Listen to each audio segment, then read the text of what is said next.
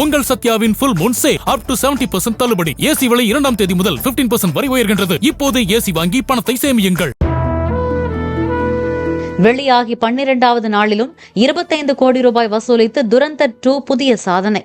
ஒட்டுமொத்தமாக உலகம் முழுவதும் சுமார் 1400 கோடி ரூபாய் வசூல்.